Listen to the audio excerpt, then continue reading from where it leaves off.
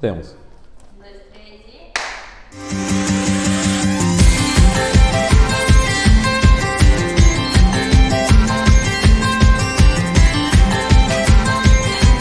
Olá!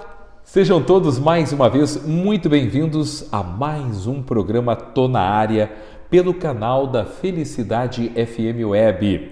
Inscreva-se no nosso canal, compartilhe, indique para os amigos. São programas variados, uma programação cultural, uma programação política, econômica, social que presta serviços ao todo da comunidade gaúcha, em especial do Vale dos Sinos e da Grande Porto Alegre.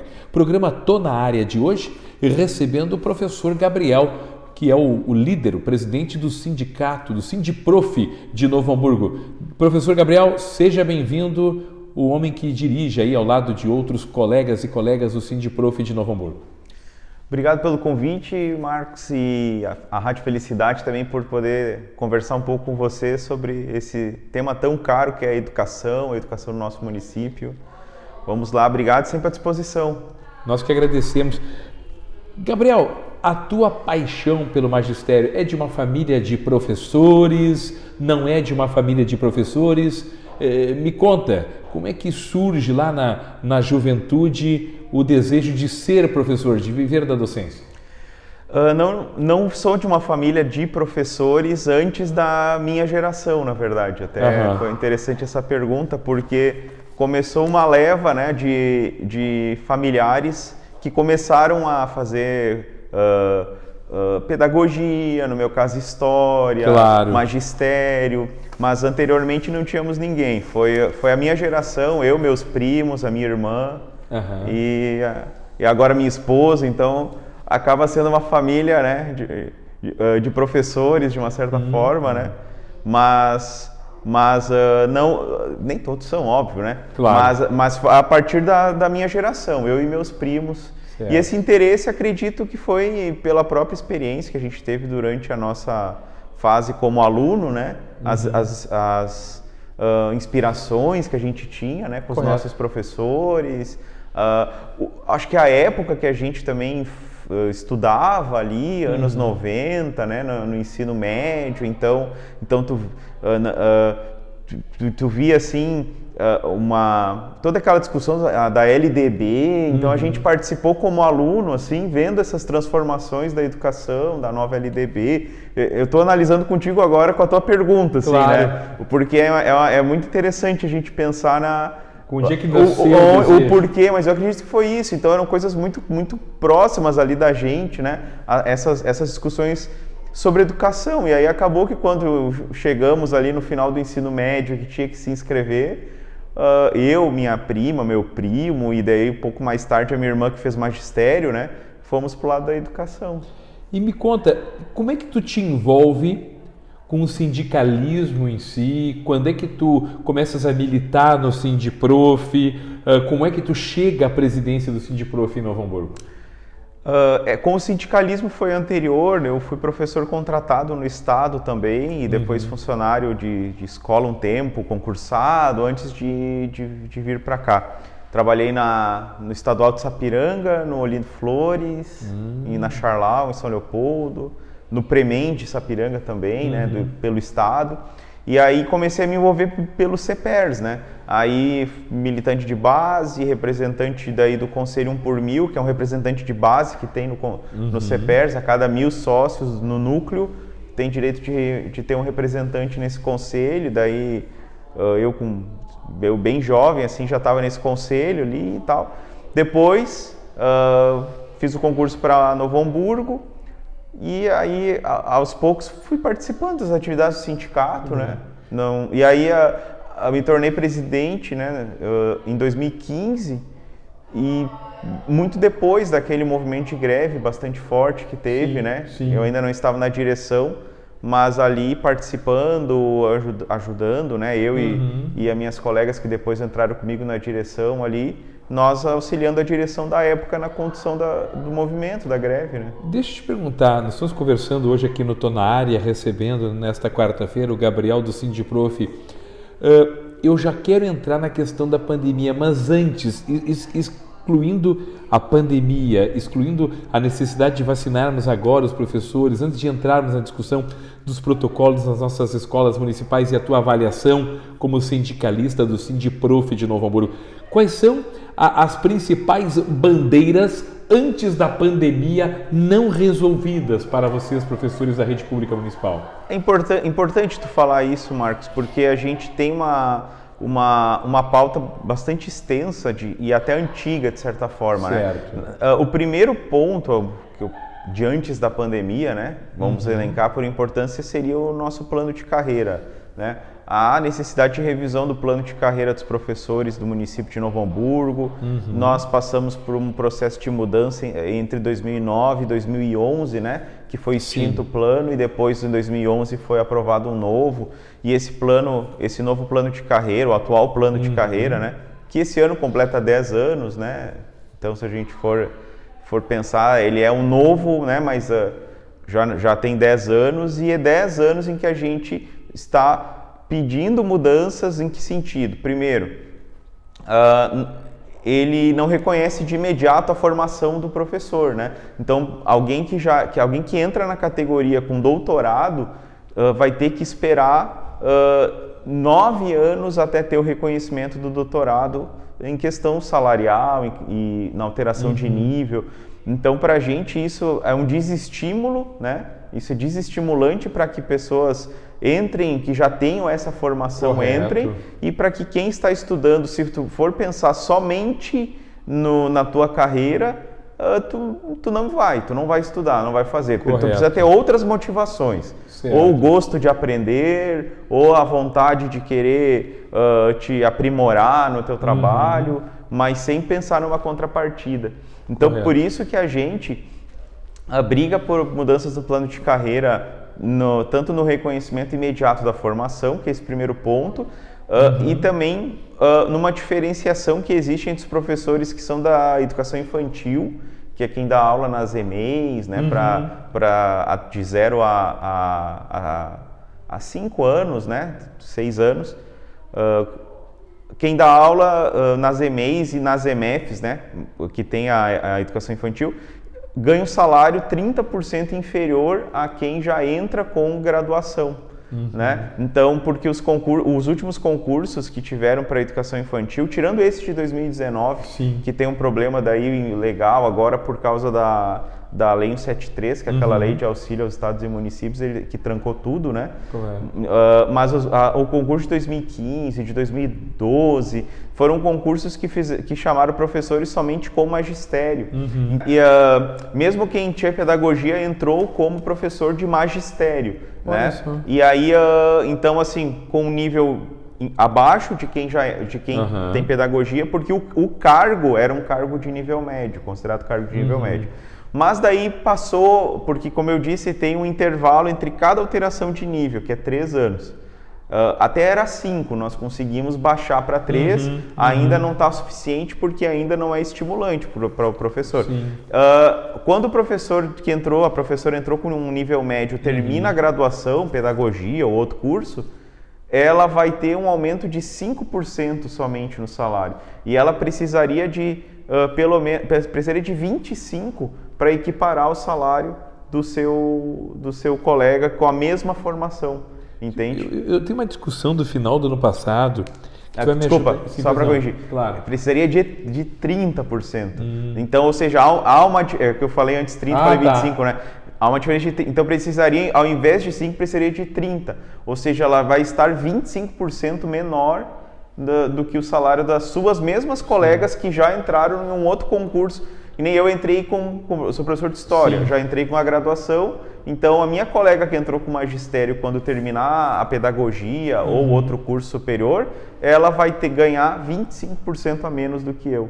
Certo. Entende? Essa diferença a gente tenta mudar. E aí, sem contar, só para complementar de outras pautas, a gente defende, óbvio, a permanência da educação pública, né, de qualidade, então nós somos contrários, por exemplo, as privatizações ou as parcerias públicos-privadas. No caso do nosso município aqui, são as terceirizações, né? Então, são escolas municipais, mas que quem administra é a rede privada. Então, esse tipo de parceria público-privada, né? O sindicato não defende, a gente acha que o que é público tem que ter servidores públicos, né? Correto. Nós conversando com o Gabriel do Sindiprof de Novo Hamburgo. Gabriel, quero reaquecer uma discussão do final do ano passado na Câmara de Vereadores de Novo Hamburgo sobre o IPAZEM. A dívida do IPAZEM, que interessa ao todo do funcionalismo público municipal.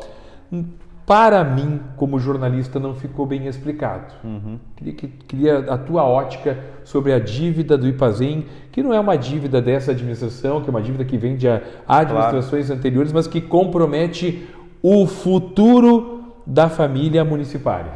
E é importante, esse seria um outro elemento que eu ia colocar de pautas que a gente tem levantado e que no ano passado, já há mais tempo, né? Sim. Se a gente, pelo menos desde que eu estou como professor de Novo Hamburgo, antes mesmo de estar na direção, é uma pauta que o Sindiprof bate bastante, que é os governos pagarem em dia a sua parte patronal. Certo. Né? Então, os governos, claro, aí alguns foram mais, outros foram menos, mas em algum grau, todos os governos deram uma parcelada, né, vamos dizer assim, só que esse governo especial, atual, da prefeita Fátima, tem feito isso praticamente, acho que todos os anos desde que ela entrou. Como foram os primeiros 4 anos dela? Não, parcelando também. Parcelando. Ela não pagava integralmente, porque isso é importante explicar. O IPAZEM é o Instituto de Previdência e Assistência dos Servidores Públicos. Assim como existe o INSS, que cuida da previdência, né, dos trabalhadores seletistas, né?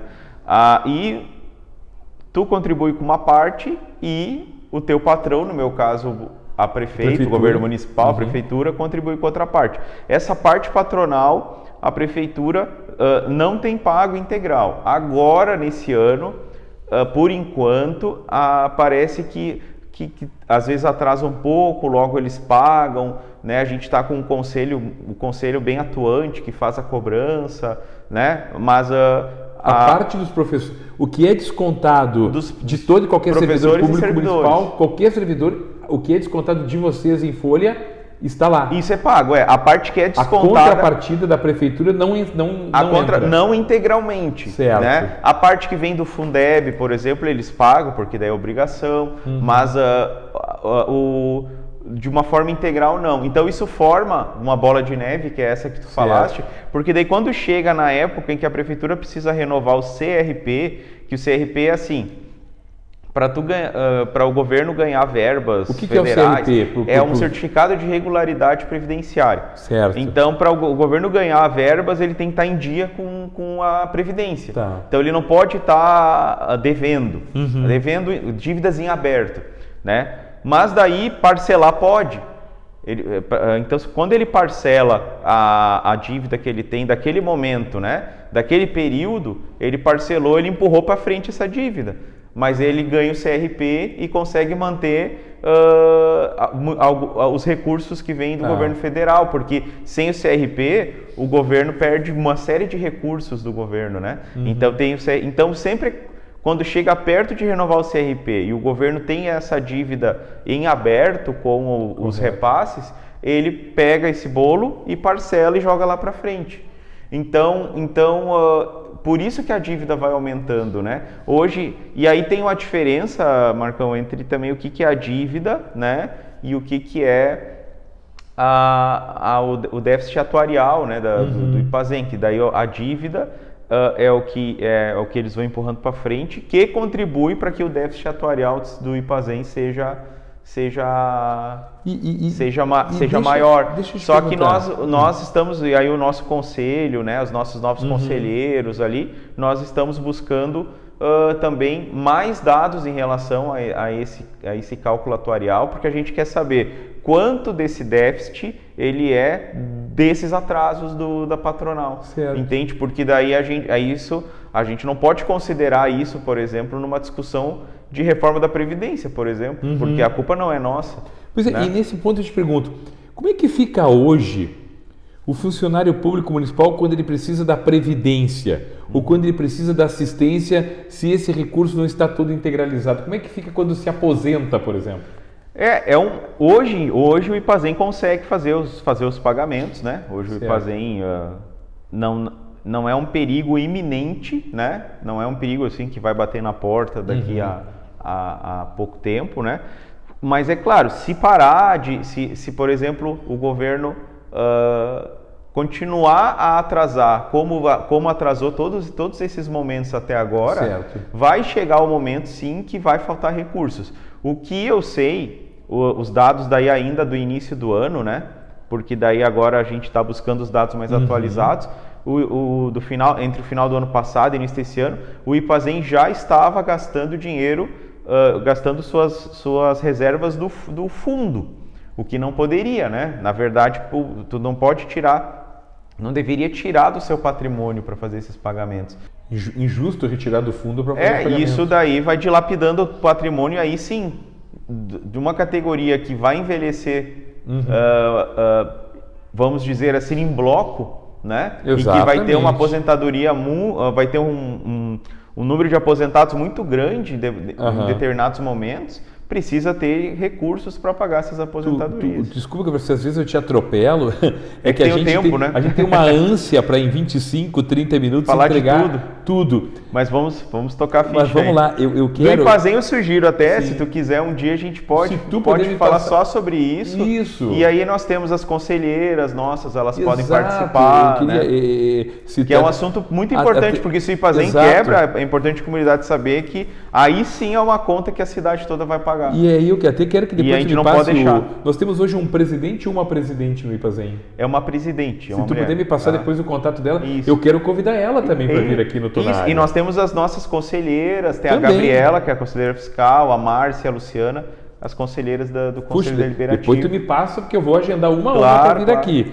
Porque é uma conta, como disse o professor Gabriel, presidente do Sindiprof. Se o IPAZEM quebrar ou tiver dificuldades, é uma conta que o Marcos Couto paga, que a Giovana paga, que a Carol paga, que a Giovana Dias paga, que você aí do outro lado vai pagar também. Mas deixa eu tocar no assunto contigo, que é a questão da volta às aulas. Nós estamos nos primeiros dias da volta dos professores à sala de aula no modelo presencial. E os professores não estão na sua totalidade. E não é só professor. Gente, aqui leigamente eu vou jogar o assunto para cima e o Gabriel disseca. O motorista do ônibus escolar, a motorista da van escolar, a merendeira, o merendeiro, o pessoal do asseio e conservação, os secretários de escola, gente, se fala em professores, mas não, é o todo mundo que está envolvido nesse espectro. Eu trouxe uma notícia essa semana na emissora da escola municipal, da escola estadual, Liberato Salzano Vieira da Cunha, não aqui de Novo Hamburgo, mas lá do Capão da Porteira, em Viamão, onde a diretora pela segunda vez pegou Covid, onde a merendeira pela segunda vez pegou Covid e passaram para os membros da família. Então, eu queria uma avaliação tua sobre essa volta às aulas. Como é que o Sindiprof está vigilante, atento? Há alguns dias atrás, sábado pela manhã, andava pelo centro de Novo Hamburgo, viu o carro de som, chamando a atenção da comunidade, de que, olha, sem vacinar não dá. Nós, desde o ano passado, quando começaram aquelas discussões sobre voltar às aulas presenciais, nós éramos contrários e em Novo Hamburgo acabou não voltando as aulas presenciais, em outros locais voltaram, mais no final do ano. Esse ano, com números muito piores do que o ano passado, se voltaram às aulas presenciais. Então essa também é uma incoerência, ao nosso ver, porque o ano passado, então, com números menores, não voltaram, e eu repito, né, nós não éramos a favor em nenhum momento de voltar, né, mas eram números inferiores. E exatamente isso que tu falou, não é só o professor e o aluno na sala de aula, mas é tudo que se movimenta para as aulas presenciais, né? Então é o motorista da van, é o motorista do ônibus, é a merendeira, é a funcionária da limpeza, é a secretária da escola, né? São os pais, as famílias. Então é uma movimentação muito grande que se tem. Estamos com saudades das nossas escolas, dos nossos alunos? Óbvio que sim, óbvio que sim. É mentira se algum professor disser assim, eu prefiro continuar como está com o ensino remoto, né, como estava, né, com o ensino remoto. Todos querem voltar para a escola, todos querem o espaço da escola, ensinar os seus alunos, né, fazer o seu trabalho presencial, olho no olho, cara a cara. Entretanto, Marcão, não dá agora. Não dá, ao nosso ver, não dá agora. Então, nós estamos já com o processo já de imunização da população, né? E aí agora também se começa a imunizar os professores, que também foi um pedido nosso. Quando que se poderia voltar? Quando a gente tivesse uma imunidade coletiva melhor, né? Então, quando a gente tivesse uma imunização coletiva mais fortalecida. Não vamos ter segurança total ainda nesse momento, mas a gente vai ter muito mais segurança do que tem agora. Outro ponto são os EPIs, né? A Secretaria de Educação planejou uma volta sem máscaras adequadas para as crianças e professores. Então, o que se deu para os professores e estudantes foram máscaras de pano que não são mais indicadas para local fechado, sobretudo numa escola, né? E ainda deu em quantidade insuficiente para que o aluno faça a troca diária, né? Então em número ímpar é 3, eu não consigo entender, porque se tu vai fazer uma troca diária, tu deveria ter no mínimo 2 jogos de máscaras para usar no outro dia, enquanto lavam aquelas máscaras, tu tá usando outro jogo, mas deram número ímpar. Mas igual a máscara que deveria ser, no mínimo, uma máscara tripla cirúrgica, aquelas que a gente hoje consegue comprar na farmácia por centavos, né? Então também não é uma coisa que daria tanto gasto assim. Claro que dá gasto no volume, mas é necessário. E eu não sei em relação à diferença ao que foi pago agora para algo que é insuficiente. E as PFF2, que são aquelas máscaras melhores, né, que tem uma vedação melhor, o elástico atrás da cabeça. Os professores estão ganhando esse tipo de máscara? Não ganharam. Qual é a máscara que eles estão usando? Máscara de pano. Mas eles ganharam ou tiveram que comprar? Os professores que compraram a sua máscara estão usando Mas o que a prefeitura oferece é uma máscara de pano. Para os professores também, máscara de pano. Essa que eu falei, ela é frouxa, os professores me mandaram foto, ela não fecha bem o nariz, ela fica distante aqui. Algumas escolas estão tomando a iniciativa de comprar... Tem sanitizante nas escolas, salas de aula? Isso, não sei se em cada sala de aula, isso eu não sei dizer, mas para a escola foi. Mas não para cada sala de aula, né? Mas eu bato na questão das máscaras, porque isso, na verdade... É importante essa sanitização, né, do chão, do ambiente, mas é fundamental ainda a máscara, né? Isso, todos os protocolos, já se questiona até alguns protocolos assim, tipo o do próprio até que ponto que o coronavírus se espalha pelo toque, né? Tem alguns estudos que já falam que não é tanto assim como se imagina e tal, mas o da máscara é fundamental, porque é pela respiração, né, pelas gotículas de saliva e tudo mais. Então a máscara é fundamental, com certeza, né? Nós aqui estamos distantes, por isso que lógico. Ô Gabriel, e para contatar com o Sindiprof? Porque eu penso que o Sindiprof, evidente, ele está lá para os professores, mas ele também está lá para todo e qualquer servidor público municipal de Novo Hamburgo. Daqui a pouco tu está angustiado, tu não é professor, mas tu é servidor público municipal. Vou fazer um contato com o Gabriel, vou desabafar, porque o Gabriel conhece bem a estrutura. Daqui a pouco ele ou os seus pares de direção podem me indicar quem é que eu devo procurar. Eu sou ligado à Secretaria de Obras, eu sou ligado à Secretaria da Assistência Social, eu sou ligado mais à área administrativa. Vão saber me orientar. Como é que eu entro em contato com o Sindiprof? Nós temos as nossas redes sociais, que é @Sindiprof, né? E tanto o Instagram como Sindiprof.nh, né? Sindiprof.nh. Sem o I, né? Sem o I, sim. Prof, demudo. E também não tem E, NH, tudo junto, né? Tanto no Facebook como no Instagram. E também tem o e-mail, que é também a mesma coisa, sintprofnh@gmail.com. Telefone 3036 1455, né? 3036 1455. Então esse aí é o telefone da nossa sede, né? Pode falar ali, se eu não tiver, tá alguém da direção, a nossa funcionária. E só para encerrar, por favor. Além das questões sanitárias, também tem as questões pedagógicas, que eu só gostaria de pontuar, né? O ensino híbrido, ele não está muito bem definido ainda. Em que sentido? Por uma parte dos alunos vai à escola semana sim, semana não, e uma parte dos alunos não vai à escola em nenhum momento, né? Porque os pais não sentem seguros, e é um direito que tem que se manter. A secretaria, até um adendo aqui, a secretaria não pode incentivar os pais a mandarem os alunos nesse momento. Ela tem que, então, manter a escola aberta para atender os alunos que precisam ir no máximo. Mas incentivar, eu acho que esse é um papel que não cabe à secretaria fazer, porque a gente precisa, apesar das escolas abertas, garantir ainda o mínimo de circulação. Mas aí que está, como o professor vai atender o aluno que está em casa, porque no rodízio é a semana dele estar em casa, o aluno que está na escola, porque na semana é o dia dele estar na escola, e o aluno que está em casa durante todo o momento, porque os pais não se sentem seguros, e eu digo com legitimidade e corretamente, né, que os alunos estão em casa e também vão ter só o ensino remoto.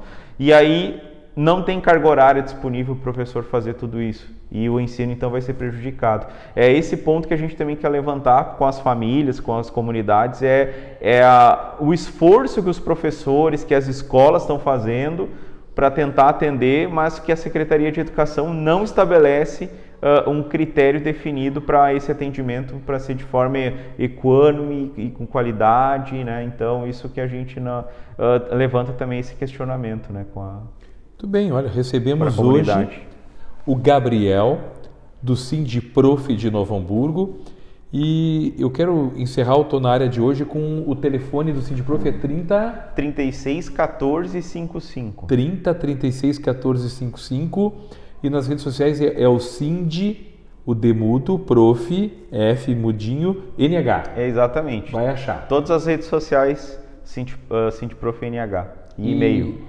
E eu acredito que o Sindiprof está aberto também para os pais que queiram relatar alguma experiência. E já temos. Já estão relatando? Já temos contatos de pais assim que não se sentem seguros em enviar os filhos, que entram em contato com a gente perguntando o que a gente pensa, o que a gente orienta, né? E então a gente já tem alguns pais que entraram em contato com a gente demonstrando essa angústia, né? Correto. Perguntando assim, se eu não mandar meu filho, o que pode acontecer, né? Se eu não levar meu filho.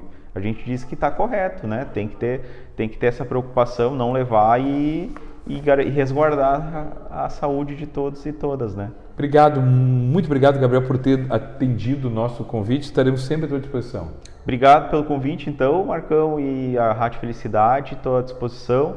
E desejar a todas e todos também continuem se cuidando, continuem com as medidas recomendadas pela ciência, né? Muito bem. Eu estou na área de hoje. Convido você, se você tem uma sugestão para nós, por favor, sugira. Nós estamos à tua disposição, tem o nosso chat aí, né? Que você pode sugerir. Olha, eu gostaria que vocês abordassem tal assunto, ou eu gostaria de indicar, por exemplo, o Gabriel já me indicou a presidenta do IPAZEM, que vai... nossas conselheiras. As nossas conselheiras, então, ele já vai me passar alguns contatos que eu vou agendar para as próximas semanas. Você também pode colaborar com a pauta, com o conteúdo do programa. Até a semana que vem.